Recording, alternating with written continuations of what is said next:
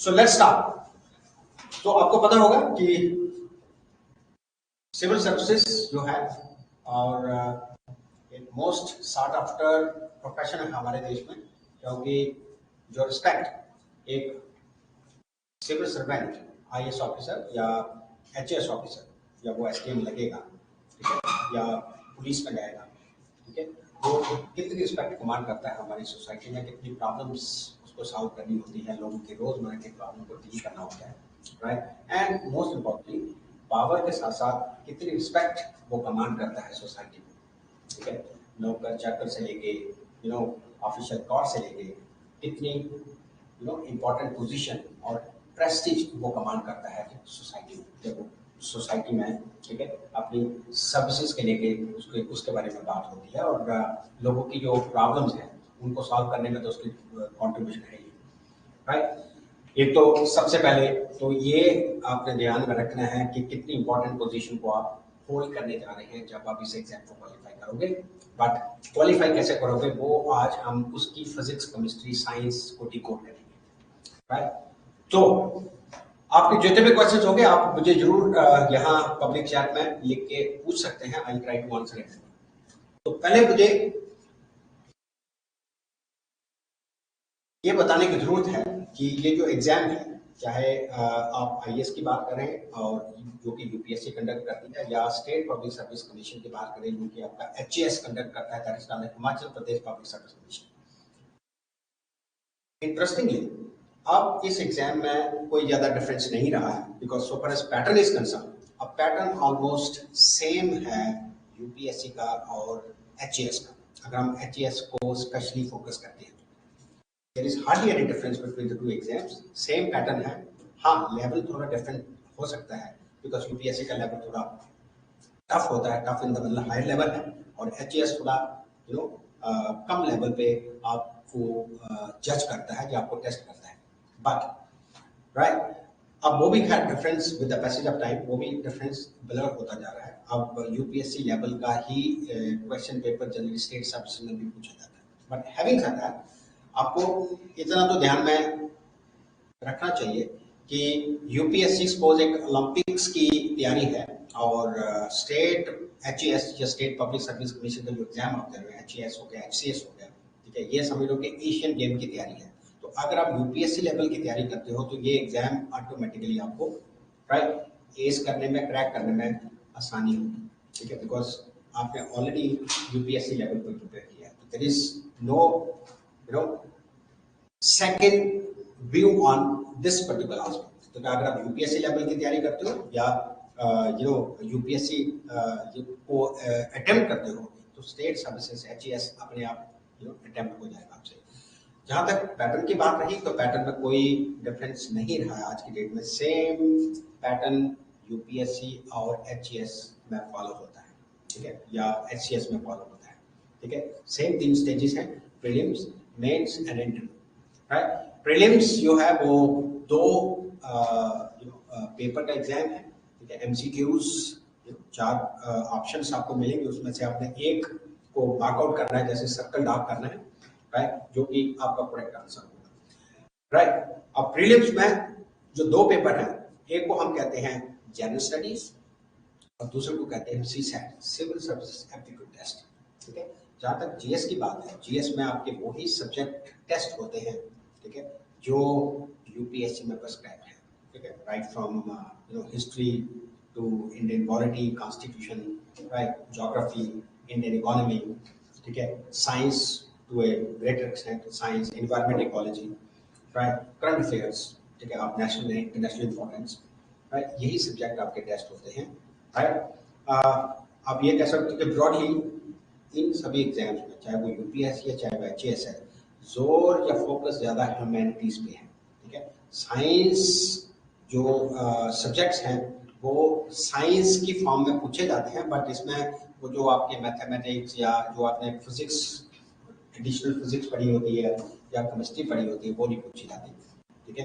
तो जो normal understanding science की जो एक्सपेक्ट की जाती है ग्रेजुएट से, क्योंकि ग्रेजुएट को पता होना चाहिए, right, regarding scientific phenomena, right, regarding the life, regarding biology, ठीक है, regarding what we call as the chemistry of life, कि हमारी बॉडी में कौन से विटामिन होते हैं, कौन से हार्मोन्स प्रोड्यूस होते हैं, इनके बारे में आपसे एक्सपेक्ट किया जाता है। ठीक है, और उसी पे आपका जनरल स्टडीज बेस होता है।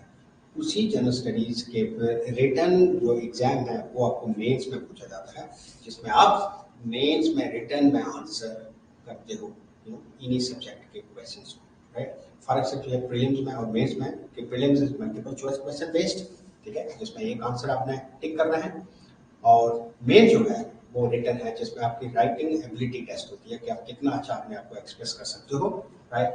आपने कितने अच्छे आंसर प्रेजेंट कर सकते हो, ठीक है, वो भी लिमिटेड वर्ड्स में। ऐसा नहीं है कि आपने आंसर शीट्स करनी हो, वो भी लिमिटेड वर्ड्स में, वर्ड लिमिट ऑलरेडी स्पेसिफाई होती है, ठीक है। तो ये चीज पहले आपको ये पता होना चाहिए कि 3 स्टेजेस हैं इस एग्जाम की। प्रीलिम में एक पेपर तो मैंने आपको जनरल स्टडीज बताया, जिसमें ये कोर्स सब्जेक्ट पूछे जाते हैं। एक होता है CSAT, civil services aptitude test, ठीक है, जो कि एचएएस, राइट, एससीएस आज की डेट में ऑलमोस्ट एवरी स्टेट में, राइट, उसको पूछा जाता है। पहले इसकी जगह ऑप्शनल सब्जेक्ट हुआ करता था, बट अब वो पैटर्न चेंज हो गया, राइट। कुछ स्टेट में ऐसा है, जैसे पंजाब में, कि जो सीसैट है वो मेरिट में काउंट होता है, आपकी आपके एग्जाम को क्वालिफाई करने के लिए जरूरी हो, ठीक है, मेरिट में।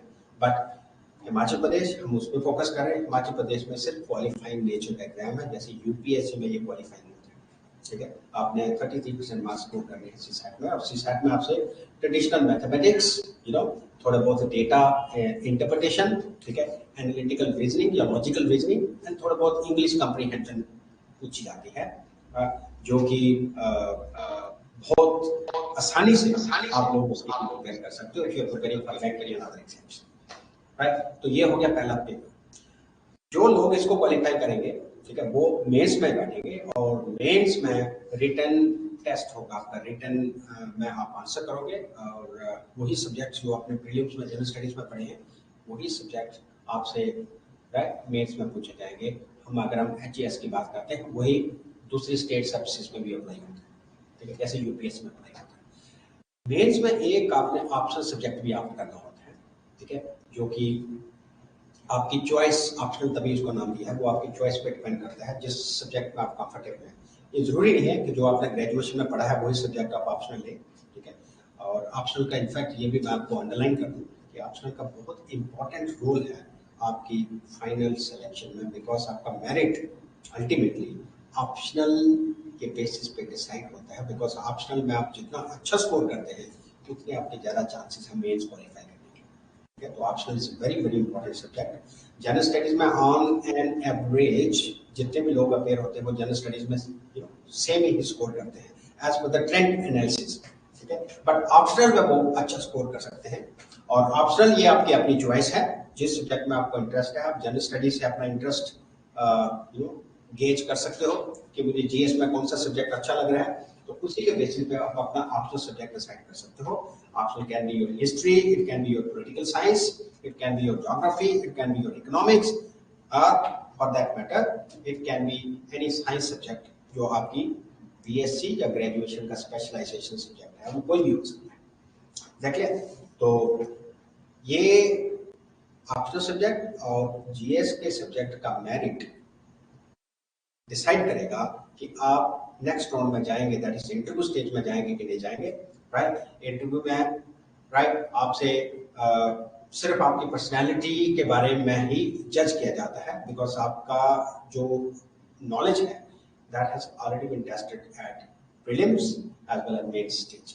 तो इसमें फिर इसकी अलग गाइडेंस, किसी भी मेंटरशिप में जब आप जाते हो तो आपकी अलग गाइडेंस मिलती है कि what is expected from you at the interview stage. Interview stage में आपसे आपके हॉबीज के क्वेश्चन हो सकते हैं, राइट, आपके इंटरेस्ट के क्वेश्चन हो सकते हैं, आपके एक्स्ट्रा करिकुलर जो आपने अपने कॉलेज और यूनिवर्सिटी में जो एक्टिविटीज फॉलो की है उसके रिलेटेड हो सकते हैं, या जनरल अवेयरनेस इंटरनेशनल और नेशनल लेवल पे क्या घटना घटी है रिसेंटली, राइट, उसके बारे में उसका कोई एनालिसिस आपको से पूछा जा सकता है, और mostly it is personality related, right. So this is the culmination of your entire preparation, prelims, mains and interview, ठीक है। उसके बेसिस पे जैसे आपका इंटरव्यू का स्कोर होगा, आपके मेंस का स्कोर होगा, उसके बेसिस पे डिसाइड किया जाएगा whether you will find your name in the selection list और नॉट। ये उस पर डिपेंड करेगा and depending upon the number of vacancies. ठीक है, सबसे अच्छी बात ये है since you are from Himachal and आपके लिए एचएएस एक बड़ा राइट अपॉर्चुनिटी है, ठीक है, एचएएस को अटेम्प्ट करना। सबसे अच्छी बात हिमाचल के लिए ये है कि ये एग्जाम हर साल नोटिफाई होता है as against other state examination. Okay, anyway, so without wasting a time, तो ये पहले तो हम ओवरव्यू ले लेते हैं कि ये एग्जाम जो हम डिस्कस करने जा रहे हैं, right, HAS as well as UPSC. तो यूपीएससी मैंने आपको इसलिए ब्रॉडर सेंस में बताया कि यूपीएससी एक ओलंपिक्स है। अगर आप यूपीएससी के लिए प्रिपेयर करते हैं तो आपका एचएएस ऑटोमेटिकली प्रिपेयर हो जाएगा, बिकॉज आज की डेट में पैटर्न का कोई डिफरेंस नहीं है, राइट। स्टेट का एग्जाम डिट्टो यूपीएससी के पैटर्न पे कंडक्ट होता है, राइट। सिर्फ हियर एंड देयर कुछ माइनर वेरिएशन हो सकती है, जैसे Himachal Pradesh general studies services में आपको कुछ क्वेश्चन हिमाचल के रिलेटेड पूछे जा सकते हैं, जनरल स्टडीज में पूछे जाते हैं रादर, लेकिन उनकी कोई आप ये कह सकते हैं अराउंड 15 मार्क्स की वेटेज होती है, which is related to Himachal history, Himachal का आर्ट कल्चर, ठीक है, एंड और हिमाचल का ज्योग्राफी वगैरह जो है, right, related to wild life and other things, उसके बारे में आपको पूछा जाता है, राइट। सो अब दो एग्जाम कंडक्ट करने वाली बॉडीज जो ये एग्जाम कंडक्ट करते हैं, UPSC union public service commission है यूपीएससी का एग्जाम कंडक्ट करने के लिए, और Himachal Pradesh Himachal Pradesh public service commission है एचईएस का एग्जाम कंडक्ट करने के लिए। इसके बाद हम डिस्कस करेंगे कौन कौन सी सर्विसेज के लिए आप अप्लाई कर सकते हैं और क्या बनेंगे आप उस एग्जाम को क्वालिफाई करने के बाद, ठीक है, राइट।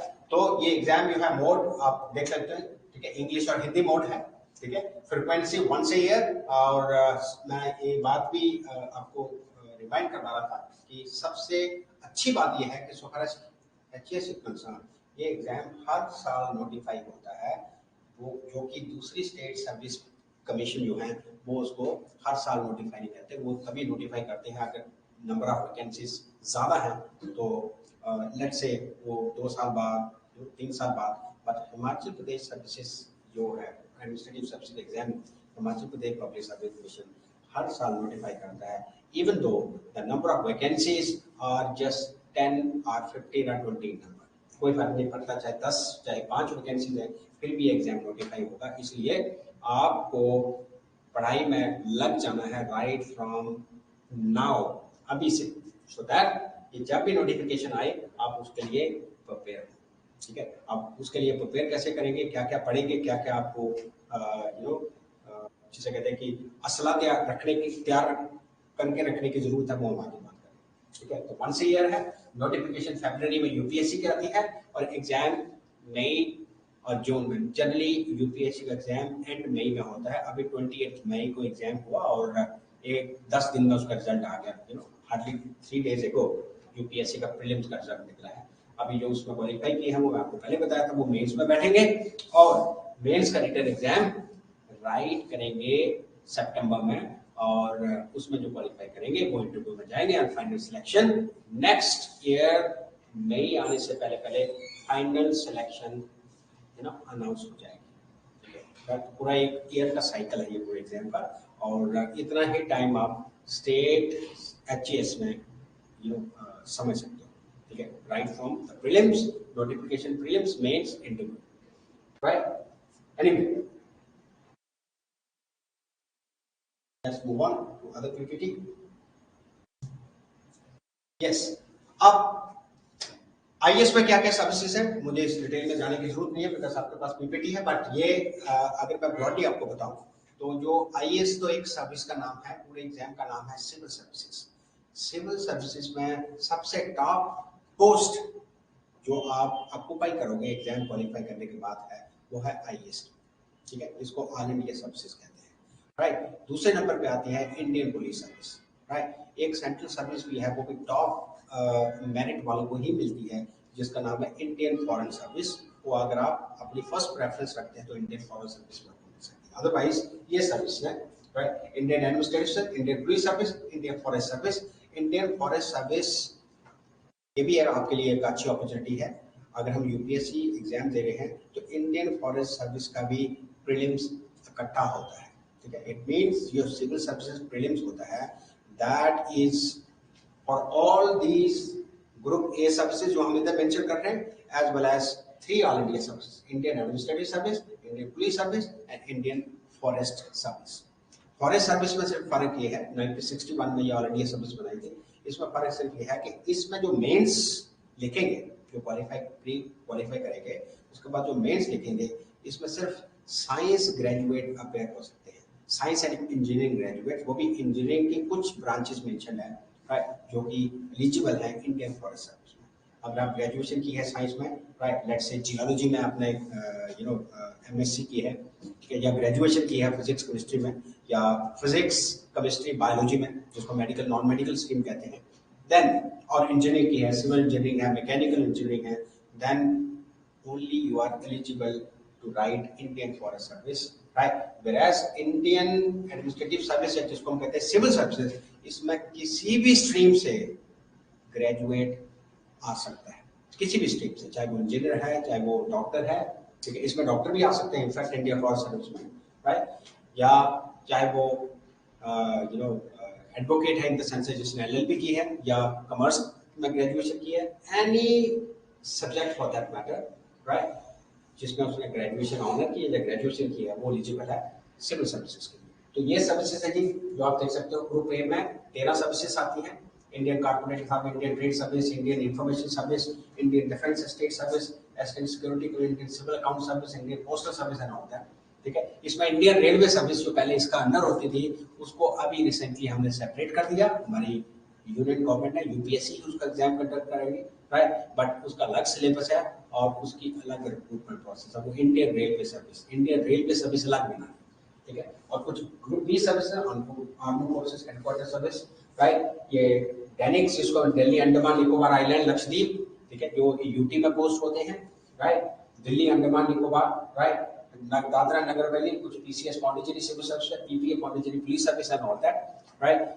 ये सारी सर्विसेज आती हैं सिविल सर्विसेज के एग्जामिनेशन, राइट। इसका अगर आप एचएएस की बात करें तो एचएएस में ऐसी क्लासिफिकेशन नहीं होगी, एचएएस में सबसे टॉप पोस्ट होगी Himachal Pradesh administrative HAS administrative service, जिसमें आप, ठीक है, सिलेक्शन के बाद एसडीएम लगेंगे, ठीक है, राइट, उसके बाद तहसीलदार, उसके बाद ये कैटेगरी चलती है, या एचपीएस हिमाचल पुलिस सर्विस होगी जिसमें आप डीएसपी लगेंगे। तो this is the categorisation, right, in HAS and this is the categorisation in HAS, right. इसके बाद आगे चलते हैं, राइट, ओके। तो ये एचएएस क्योंकि स्पेसिफिकली हमने पीपीटी आपके लिए बनाई है बिकॉज ये आपको कैटर करेगी, बिकॉज आपकी first preference definitely Himachal Pradesh administrative service होगी। ऑल्दो आप यूपीएससी के लिए तैयारी करते हैं तो ये ऑटोमेटिकली कवर हो जाएगा, मैं अगेन रिपीट कर रहा हूँ, ठीक है, राइट। अब Himachal Pradesh administrative class 1 gazetted है, ठीक है, Himachal Pradesh police service class 1 gazetted post है, मैंने आपको बताया। बीडीओ है, block development officer, tehsildar, district control food and supply, consumer affairs class 1 gazetted all that, right. ये एचएएस में आप ऑक्यूपाई कर सकते हो, राइट। अब सबसे बड़ा क्वेश्चन, ये तो मैंने आपको बताया कि सिविल सर्विसेज और एचएएस में कॉमनैलिटी क्या है। कॉमनैलिटी कुछ नहीं है, सर्विसेज का थोड़ा डिफरेंस है, अदरवाइज पैटर्न सेम है, जो मैं आपको पहले भी रिपीट कर चुका हूँ, right. Hardly any difference except level of your testing, ठीक है, जो यूपीएससी में थोड़ा हाई लेवल है, राइट, यूपीएससी ओलंपिक्स है और ये एशियन गेम्स है, otherwise there is hardly any difference. Prelims में वही जनरल स्टडीज और सीसैट पूछा जाता है, मेंस में वही रिटर्न, वही जीएस के सब्जेक्ट पूछे जाएंगे रिटर्न में, और राइट, इंटरव्यू में सेम आपको पर्सनैलिटी टेस्ट होगा उसी लेवल, राइट, ओके। अब क्वेश्चन सबसे बड़ा राइज होता है कि how to prepare for this exam, ठीक है, so as to become right a decorated HAS officer और आईएएस ऑफिसर, ठीक है, राइट, एक रिस्पेक्टफुल राइट ऑफिसर बनने के लिए आपको कैसे तैयारी करनी है, क्या स्ट्रेटजी, क्या राइट स्ट्रेटजी होनी चाहिए, राइट, कितनी मिथ्स इस एग्जाम को लेके आप इनकाउंटर करते होगे, राइट, स्पेशली फ्रॉम यूट्यूब, ठीक है, and other social media websites, जो कि सच नहीं है, उसमें सिर्फ एग्जैजुरेशन होती है, ठीक है। तो अब इस एग्जाम को कैसे प्रिपेयर करें, ये सबसे बड़ा क्वेश्चन है, और यही पर्पस है हमारे आज के वेबिनार का, कि आपको इक्वेंट करें कि how to approach this exam so as to qualify this exam, right, with flying colours, ठीक है। तो सबसे बड़ा जो बेस है, ऑलवेज मैं बताया, चाहे वो एचएस एग्जाम है, चाहे वो यूपीएससी है, तो सबसे बड़ी रिक्वायरमेंट है इस एग्जाम के लिए प्रिपेयर करने की कि आपकी पहले तो अप्रोच बिल्कुल डिफरेंट होनी चाहिए। आपने जो भी अपनी यूनिवर्सिटी कॉलेज में एग्जाम अटेम्प्ट किए हैं, उनकी अप्रोच बिल्कुल अलग होती है, वेराज कॉम्पिटिटिव एग्जाम की अप्रोच बिल्कुल अलग होती है। एचएस के एग्जाम की प्रिपरेशन या आईएएस एग्जाम की प्रिपरेशन या यूपीएससी की preparation for that matter, right, that is all together a different ball game. अब वो बॉल गेम अलग कैसे है, राइट, वो ऐसे है कि इसमें आपसे कंसेप्चुअल क्लैरिटी का, जिसे कहते हैं, टेस्ट किया जाता है, रादर दैन रोट लर्निंग। दो ही तरीके हैं जो आपने हर स्टूडेंट अपने कॉलेज और यूनिवर्सिटी लाइफ में फॉलो करता है। एक होती है रोट लर्निंग, राइट, मतलब गोटा लगा लिया, आंसर लिख दिया, राइट, चाहे वो अप्रोप्रिएट है कि नहीं है, राइट। जो एग्जामिनर होगा, जनरली ये बिलीफ होता है कि जितने उसने देखा कि आपने अपनी आंसर बुकलेट में जितने पेजेस भरे हैं, उसके हिसाब से आपको मार्क्स मिलेंगे। यही अप्रोच है कन्वेंशनल एग्जाम की। Whereas यूपीएससी और एचएस में टू द मार्क एप्रोप्रिएट आपसे आंसर एक्सपेक्ट किया जाता है, जो पूछा है उसको। और सबसे बड़ा रोल इसमें होता है कि क्वेश्चन जो आपको पूछा है मेंस में, राइट, वो क्या डिमांड कर रहा है, क्या डायरेक्टिव्स हैं उसके। डायरेक्टिव्स को यूपीएससी में तो बहुत इंपॉर्टेंट रोल है, एक स्पेशल हमारा लेक्चर होता है उसके ऊपर, जब हम यहाँ पढ़ाते हैं कि डायरेक्टिव्स को कैसे समझना है, ठीक है। डिस्कस, राइट, इवैल्यूएट, एग्जामिन, ऐसे ऐसे वर्ड पूछे लिखे होते हैं क्वेश्चन में, जिनको डायरेक्टिव्स कहते हैं। उन डायरेक्टिव्स को समझना ही सबसे बड़ा साइंस है यूपीएससी या स्टेट सर्विसेज के या एचएएस के एग्जाम को क्रैक करने के लिए, ठीक है।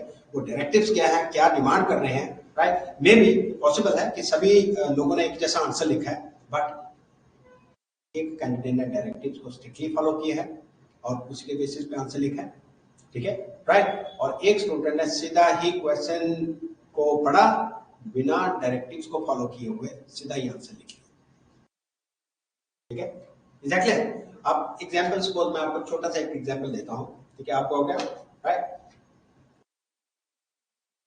डिस्कस द रोल, आपको ऐसा क्वेश्चन आता है, discuss the role played by, हम पॉलिटी का क्वेश्चन लेते हैं, discuss the role played by, आपके कह सकते हो कि प्लेड बाय पार्लियामेंट, ठीक है, in the functioning of Indian democracy, ऐसा क्वेश्चन आता है। Discuss the role played by Indian parliament in the functioning of Indian democracy. आप यहाँ डिस्कस वर्ड को, पहले तो आपने इंडियन डेमोक्रेसी में पार्लियामेंट का रोल को समझना है। अब इसमें डिस्कस वर्ड जब आप फॉलो करोगे डायरेक्टिव को, तो आप ये करोगे कि इंडियन पार्लियामेंट कैसे कैसे डेमोक्रेसी को प्रमोट करती है, राइट, कैसे कैसे गवर्नमेंट को अकाउंटेबल इंश्योर करती है, कैसे कैसे इसको, राइट, क्वेश्चन पूछती है, सो दैट डेमोक्रेसी का नाम ही अकाउंटेबिलिटी है। बट यहाँ डिस्कस आपने ये भी देखना है साइड में डिस्कस, बट साइड में आपने ये भी मेंशन करना है, ये उसके पॉजिटिव एस्पेक्ट को मेंशन करते हुए सेकेंडली आपको ये भी मेंशन करना है कि हमारी पार्लियामेंट की क्या क्या वीकनेसेस हैं, राइट, कैसे ये अकाउंटेबिलिटी अफेक्ट होती है जब पार्लियामेंट काम नहीं करती, जब पार्लियामेंट में फ्रीक्वेंट डिस्ट्रप्शंस होती है, राइट, हुलिगैनिज्म होता है, ठीक है, तो तब कैसे सरकार अपनी अकाउंटेबिलिटी से बचती है। तो ये चीज भी आपने मेंशन करनी है जब आप डिस्कस का डायरेक्टिव फॉलो करके आंसर दोगे। तो ये चीज समझना बड़ी चीज है, बड़ी इंपॉर्टेंट चीज है। यही हमारा पर्पस था, राइट, इस वेबिनार का, कि this is where the role of mentorship, यही एक मेंटोरशिप का रोल पिक्चर में आता है। अदरवाइज, राइट, ये कहना बिल्कुल गलत नहीं होगा कि आप इस एग्जाम की प्रिपरेशन खुद नहीं कर सकते, ठीक है, आप कर सकते हैं, बट कहाँ आपको, ठीक है, गाइडेंस चाहिए, कैसे आपने क्वेश्चन के डायरेक्टिव को समझना है, ये आपको कोई यूनिवर्सिटी नहीं पढ़ा सकती, कोई आपको घर बैठे इसका नॉलेज नहीं हो सकता।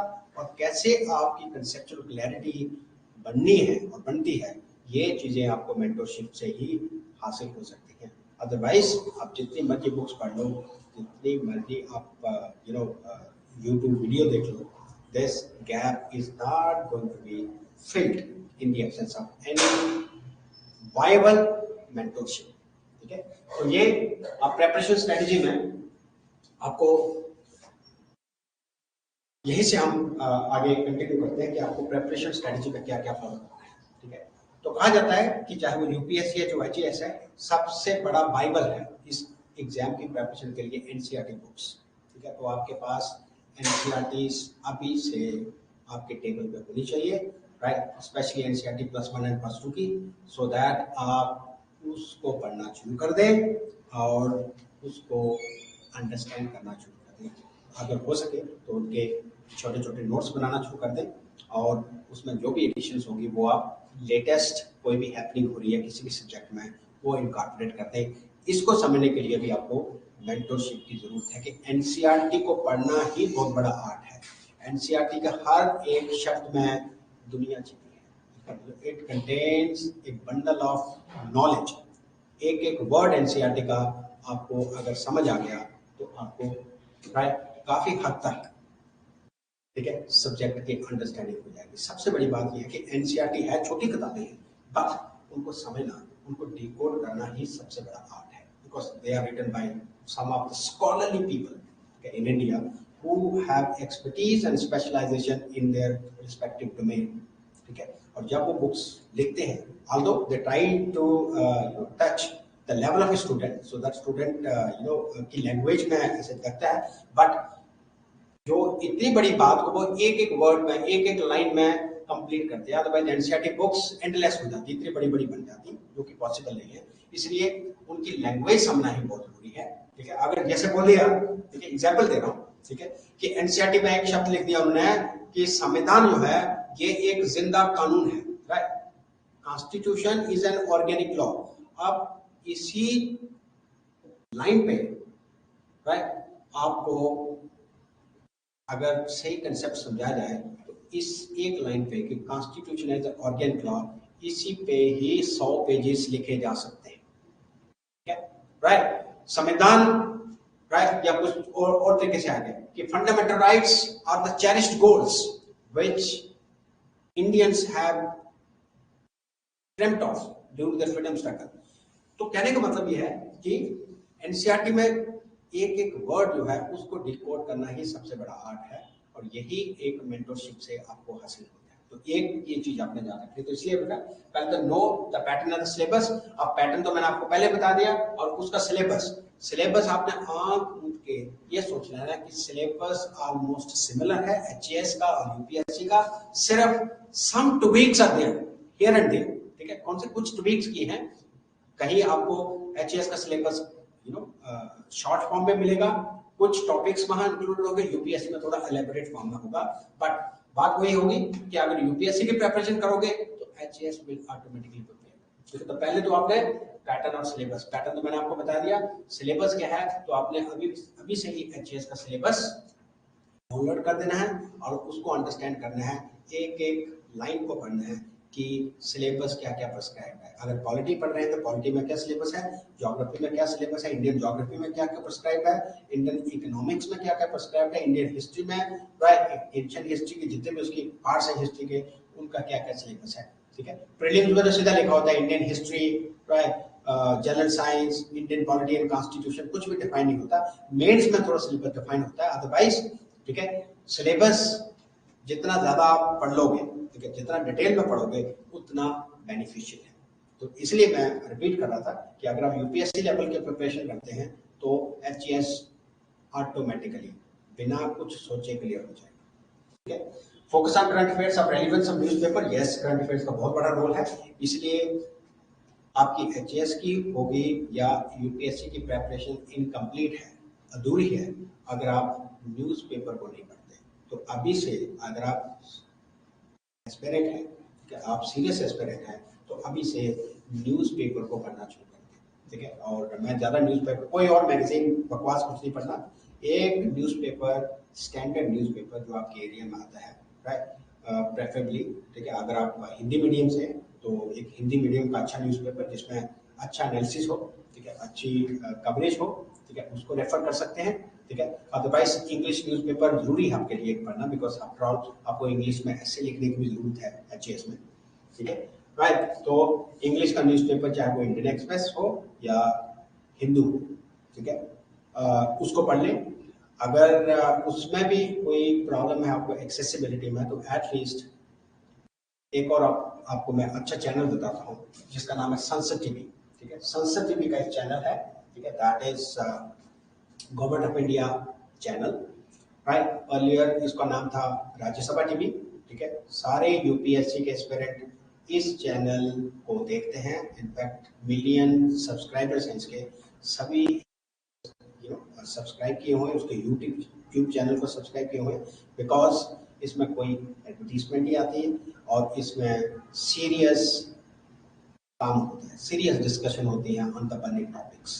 तो आपको वो बर्निंग टॉपिक्स हिंदी में भी और इंग्लिश में भी, आपको एक वर्ल्ड व्यू जो है जो आपको चाहिए इस एग्जाम के लिए, वो आपका वर्ल्ड व्यू बनेगा वहाँ की डिबेट्स और एनालिटिकल इश्यूज की डिबेट को देखते हुए, चाहे वो इकोनॉमिक्स का रिलेटेड है, चाहे वो करंट इश्यूज है, राइट। तो न्यूज़पेपर के साथ साथ, अगर न्यूज़पेपर क्यों करनी है तो अभी, ठीक है, आपकी एक्सेसिबिलिटी में कोई प्रॉब्लम है आपके एरिया में, तो अभी संसद टीवी जो कि फ्री ऑफ कास्ट चैनल है गवर्नमेंट ऑफ इंडिया का, उसको जरूर सब्सक्राइब करें, उसको जरूर सब्सक्राइब करें कि आपने डीटीएच पैक में डाल दें, वो फ्री में, कोई चार्जेस नहीं है उसके, राइट। उसको जरूर देखें, उसमें हर टॉपिक है, चाहे वो इंटरनेशनल रिलेशंस है, चाहे वो कोई पॉलिटिक इशू है, जोग्राफिकल इशू है, ठीक है, उसमें सारी की सारी डिबेट्स रेगुलर बेसिस पे चलती हैं, ठीक है। तो वो आपके लिए बहुत हेल्प होगा। And study material, NCERT books मैंने आपको बताया था। इंस्टीट्यूट नोट्स, अगर आप किसी अच्छे इंस्टीट्यूट को ज्वाइन करते हैं, मेंटरशिप को ज्वाइन करते हैं, तो वहाँ का स्टडी मटेरियल, क्योंकि वो एग्जाम की नीड को ध्यान में रखते हुए बनाया जाता है और उसको रेगुलरली अपडेट किया जाता है, ठीक है, बिकॉज एक रिसर्च टीम हर इंस्टीट्यूट की होती है जो, राइट, उस स्टडी मटेरियल को रेगुलर बेसिस पे अपडेट करती है। रिसर्च एंड डेवलपमेंट जिसको आप कहते हैं, रिसर्च एंड डेवलपमेंट टीम है, राइट, वो उसको रेगुलरली अपडेट करती है और एग्जाम की नीड को देखते हुए उसको टेलर मेड करती है। इसलिए स्टडी मटेरियल भी बहुत जरूरी है, ये आपको अच्छे कोचिंग इंस्टीट्यूट में मिलेगा, ठीक है, राइट। बट एनसीईआरटी तो बेस है। तीसरा आ गया स्टैंडर्ड रेफरेंस बुक्स। एनसीईआरटी तो सफिशिएंट नहीं है, मैंने आपको बताया पहले, तो एनसीईआरटी की आपको हैबिट बनानी है एनसीईआरटी को समझने की। उसके ऊपर, राइट, आपको स्टैंडर्ड एक बुक, एक टेक्स्ट बुक आपके पास जरूर होनी चाहिए, राइट, सो दैट आप उससे थोड़ा डिटेल में पढ़ सकें, ठीक है। NCERT is not going to, unless you have mentorship, जब तक आपके पास मेंटरशिप नहीं है, राइट, तब तक आपको एनसीईआरटी भी समझना इम्पॉसिबल है, ठीक है। जैसे मैंने आपको एग्जांपल दी थी कि एनसीईआरटी में एक लाइन लिखी है कि constitution is an organic law, ठीक है। अब इसका क्या मतलब होता है, या आपको मेंटोर बता सकता है जो आप जिसके मेंटरशिप में गए हैं, या आपको एक स्टैंडर्ड टेक्स्ट बुक में अगर मिल गया तो वो भी मिलना इम्पॉसिबल है, बिकॉज स्टैंडर्ड टेक्स्ट बुक जो लिखी है वो किसी भी ऑथर ने अपने एंगल से लिखी है, वो किसी भी एग्जाम की नीड को ध्यान में रखते हुए नहीं लिखी जाती। कोई भी स्टैंडर्ड टेक्स्ट बुक, कोई भी यूपीएससी के लिए कोई बुक नहीं लिखी जाती, स्टेट सर्विसेज के लिए कोई स्पेसिफिक बुक नहीं लिखी जाती, वो बेसिकली कॉलेज और यूनिवर्सिटी के एग्जाम को ध्यान में रख के लिखी जाती है। दिस इज वेयर मैं आपको ये अगेन एम्फसाइज कर रहा था कि इसलिए आपको मेंटरशिप की जरूरत होती है, ठीक है, बिकॉज चाहे आप एचएएस के एग्जाम की बात करें या यूपीएससी के एग्जाम की बात करें, it has crossed all the boundaries now. ये एग्जाम किसी भी बुक का एग्जाम नहीं है, इसमें क्वेश्चन सिर्फ आपको तभी एबिलिटी बनेगी उन क्वेश्चन को आंसर करने की और अटेम्प्ट करने की अगर आपके कंसेप्चुअल अंडरस्टैंडिंग स्ट्रांग है। वो आपको मेंटरशिप के बिना या अच्छी संगत के बिना, डिस्कशन के बिना नहीं मिल सकती, ठीक है। आप एचएएस का पेपर उठा के देख लीजिए, आपको अपने पता लग जाएगा कि ये जो क्वेश्चन पूछे हैं, right, they are of purely conceptual nature. चाहे साइंस के क्वेश्चन देखो, इकोलॉजी के क्वेश्चन देखो, ठीक है, हिस्ट्री के क्वेश्चन देखो, ठीक है, राइट, तो ये कंसेप्ट हो, right. But anyway standard reference book आपको फिर भी वैल्यूडेशन, ठीक है। और इसकी जगह इंडिया ईयर बुक तो चलो साल की कंसोलिडेशन होती है, बट इसकी जगह मैं एक और चीज ऐड करूंगा जो मैं आपको बता दूं, संसद की भी जरूर ऐड कर देना।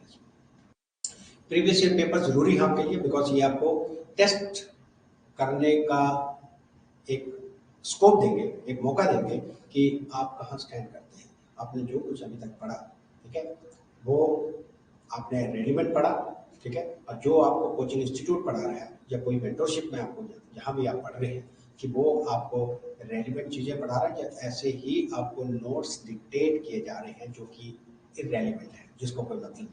तो ये भी आपको देखना, आपका टेस्ट करना फर्ज बनता है कि जो प्रीवियस ईयर्स में क्वेश्चन का लेवल क्या है, क्या लेवल टच किया है, राइट, क्या एक्सपेक्ट किया जा रहा है, राइट, और रेंज क्या है क्वेश्चंस की, राइट। एक टॉपिक के कितने क्वेश्चंस बन सकते हैं आपके दिमाग में, और किस टॉपिक से कितने क्वेश्चन पूछे गए हैं, या किस चैप्टर से कितने क्वेश्चन एक्सपेक्टेड है। तो previous year question papers refer करना बहुत जरूरी है, राइट। सिलेक्शन ऑफ ऑप्शनल तो चलो हमने बात की, ये मैंने आपको स्टार्ट में बात की थी। Selection of optional is purely your choice, but it can make और अनमेक योर कैरियर। ये बड़ा ही डेलिकेट टास्क है। ये आपको एक सीरियस मेंटरशिप से गाइडेंस लेके ही आपको ऑप्शनल की सिलेक्शन करनी पड़ेगी, बिकॉज वो आपको पूरे प्रोज एंड कॉन्स हर एक ऑप्शनल के बताने में सक्षम है कि इसका सिलेबस ज़्यादा है या इसका सिलेबस कम है, बट इसमें ट्विस्ट एंड टर्न्स बहुत है। तो इसके लिए भी आपको एक अलग बॉल गेम है ऑप्शन की सिलेक्शन करना। बट फिर भी मैंने आपको एक क्रूड रूल ऑफ थंब बताया था कि फिर भी आपको कोई कंफ्यूजन है तो आप जीएस के जितने भी सब्जेक्ट आप पढ़ रहे हैं, कोर्स सब्जेक्ट, उसमें से आप अपनी लाइकिंग या अपना इंटरेस्ट खुद एक्सप्लोर कर सकते हैं कि किस सब्जेक्ट में आपको ज़्यादा मज़ा आ रहा है पढ़ने में, अंडरस्टैंड करने में, राइट, और रिलेट करने में जो कुछ हो रहा है। तो वहाँ से आप अपना इंटरेस्ट, जिसे कहते हैं कि अपना इंटरेस्ट डेवलप कर सकते हैं इन a particular subject.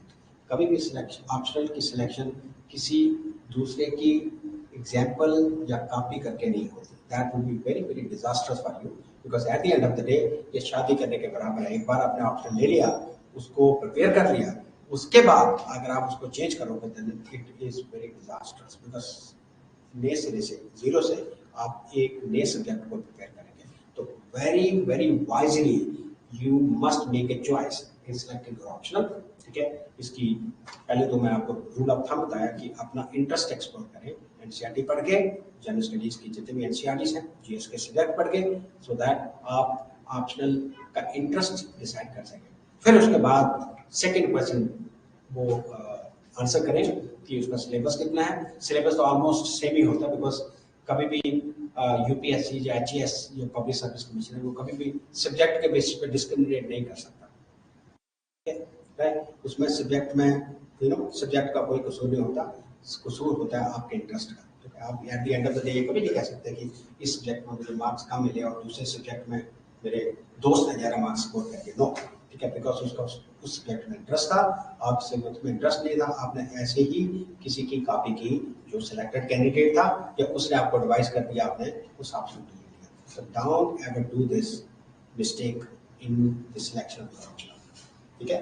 Test series for practice, of course, जैसे प्रीवियस ईयर क्वेश्चन मैंने आपको बताया था, टेस्ट सीरीज प्रैक्टिस के लिए बहुत ही जरूरी है, बिकॉज टेस्ट सीरीज से ही आपको पता चलेगा आप कहाँ स्टैंड करते हो, कितना आपने पढ़ा है, और राइट कितने आपको समझ आएंगे। तो टेस्ट सीरीज ही एक्चुअली आपका एक टेस्ट है, राइट। रेगुलर टेस्ट देना ये आपका टेस्ट है अंडरस्टैंडिंग का, and to know your level of preparation, right. Then revision तो आपकी रेगुलर होनी चाहिए, इसमें तो कोई दो राय नहीं है। जो कुछ आप पढ़ते हो रोज, ठीक है, क्लास में पढ़ा जो आपने, राइट, मेंटरशिप से जो भी सीखा, राइट, उसको आप डेली बेसिस पर रिवाइज करें, और उसमें ये भी एक्सप्लोर करें कि क्या कोई करंट हैपनिंग्स हुई है उस टॉपिक को लेके, कोई डिबेट चली है, अगर डिबेट चल रही है तो उसकी अलग एडिशन कर दें अपनी नोटबुक में। एक स्टैंडर्डाइज्ड सेंटर नोट्स बनाने की जरूरत है आपको, राइट। जो आपने क्लास में लिखा वो आपके रफ नोट्स हैं,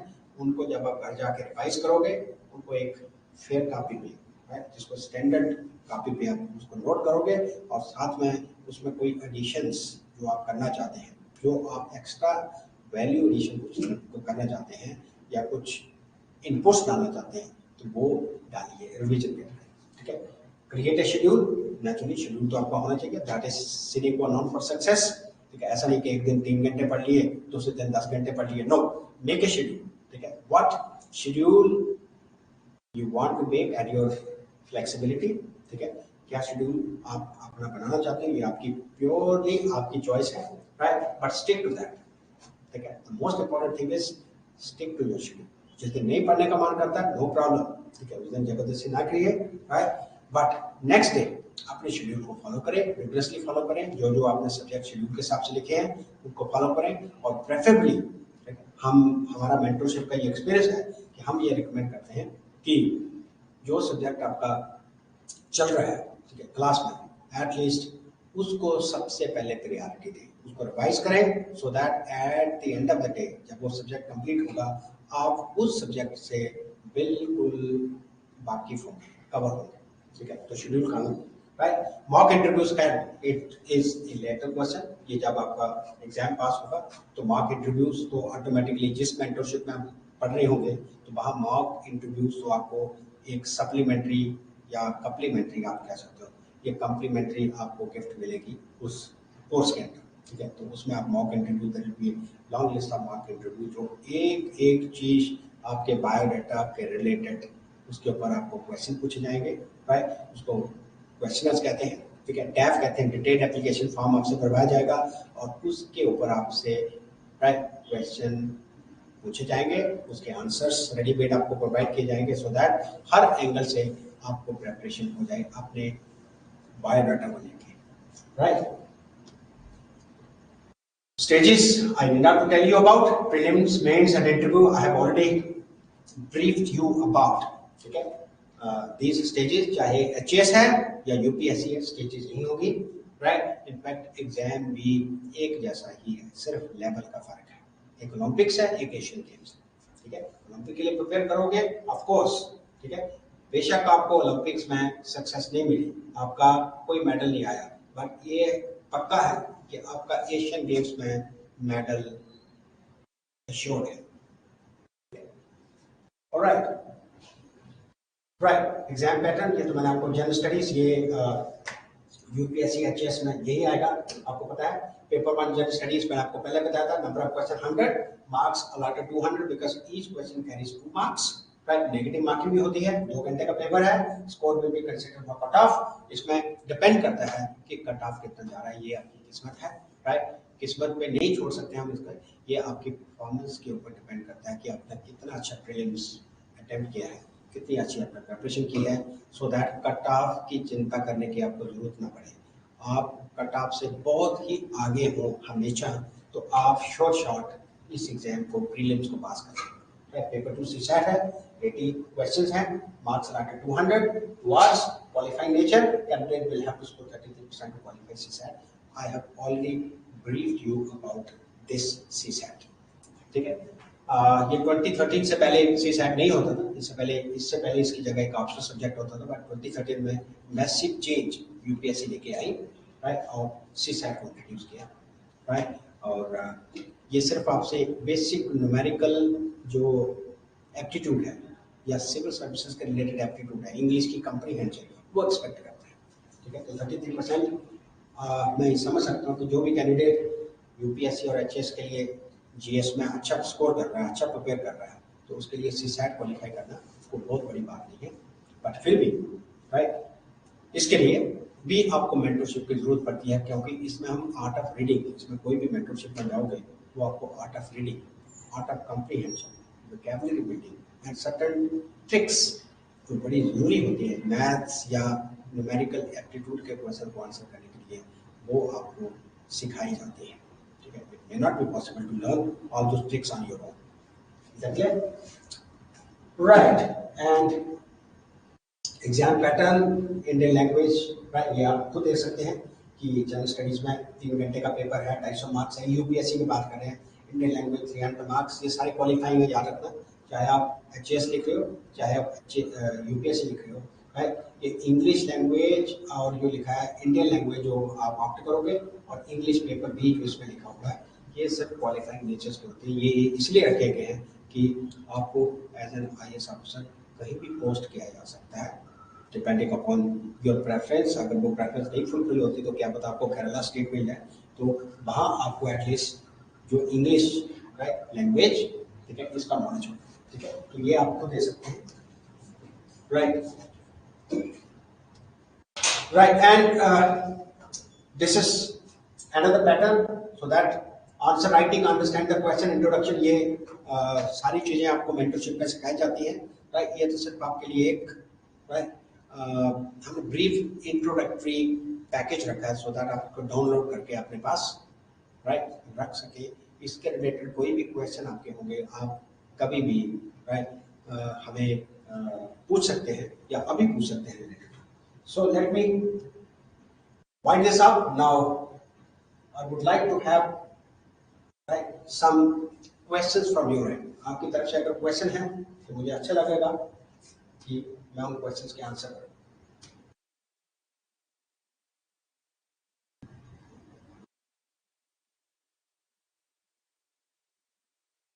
यस, कोई क्वेश्चंस आपके?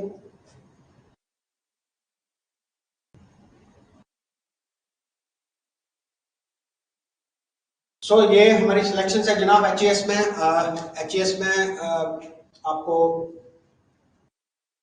डॉक्टर शशांक गुप्ता मिलेंगे, HAS टॉपर थे हमारे, और ये एट प्रेजेंट SDM है लाहौल स्पीति में, ठीक है, रिकाउंट PO जिसका डिस्ट्रिक्ट हेडक्वार्टर है, राइट। आप कभी भी आपको मौका मिलेगा बीइंग फ्रॉम हिमाचल, ठीक है, तो आप मेरा नाम लेके, हमारे इंस्टीट्यूट का नाम लेके, राइट, कभी भी इनसे गाइडेंस ले सकते हैं, मिल सकते हैं, राइट। और बाकी ये जितने भी हैं, ये Indian forest service, he was my favourite student, ये अभी टर्की में पोस्टेड है। Bapiya Saini, she is with ministry of defence at Delhi, ठीक है। दिलप्रीत सिंह, ये पंजाब काडर में IPS हैं, ठीक है, ये इसी साल ही पास आउट हुए, ठीक है। In fact he was selected last year only, but he dropped out, इन्होंने ड्रॉप किया था फर्दर अपना रैंक इंप्रूव करने के लिए, सिर्फ इस एप्रीहेंशन में कि शायद मुझे पंजाब काडर ना मिले, बट लकली, ठीक है, इनका रैंक राइट इतना अच्छा आ गया कि इनको पंजाब काडर मिल गया, तो इन्होंने फिर वो एग्जाम नहीं दिया, तो बट छुट्टी में रहे और उन्होंने अपनी ट्रेनिंग कंप्लीट करके अभी ये पंजाब करते हैं। जैनपुरी, ये ITN है, ठीक है, वेरी फेवरेट स्टूडेंट है माइन, और इनका देखो, इन्होंने इतनी परसिवियरेंस, इतनी पेशेंस रखी कि 6 अटेम्प्ट में अल्टीमेटली उन्होंने IPS रैंक स्कोर किया, और एट प्रेजेंट ये अमृतसर में IPS पोस्टेड है, अमृतसर में SSP है, ठीक है, एट प्रेजेंट, ठीक है। तो ये हमारी ब्रीफ इंट्रोडक्शन थी जो हमारी सिलेक्शंस क्या क्या हैं, राइट। और ये तो हमारे पुराने जो सिलेक्शंस हैं, पर ये मैं आपको रिसेंट सिलेक्शंस बता रहा था, राइट। प्रेम Malik ji, very good friend भी हैं हमारे, और हमारे कंटेम्प्रेरी भी हैं, ठीक है। He is with enforcement directorate ED at present, ठीक है, कमिश्नर इन्फोर्समेंट डायरेक्टरेट दिल्ली में पोस्टेड है, राइट। तो या कभी भी इनके टेस्टिमोनियल देख सकते हैं, राइट। ये हमारी टीम है, ठीक है, इनके बारे में आप जानेंगे if you give us an opportunity of mentorship to us, so you will definitely come to know about ये सारी टीम के बारे में और सभी सिलेक्शंस के बारे में, एंड रियल टाइम टेस्टिमोनियल्स आप देख सकते हैं, ठीक है। कोई आपका क्वेश्चन है तो मुझे पूछ लीजिए प्लीज।